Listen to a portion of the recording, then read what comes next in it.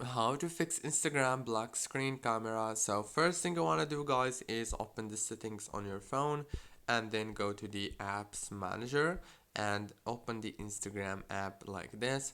Click on this force stop to stop running the app in the background of your phone, and then click on the storage, click on clear data and clear cache.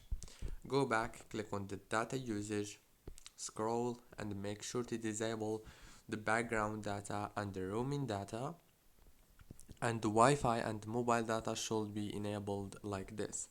Now go back and click on the permissions and make sure that the camera permission is enabled.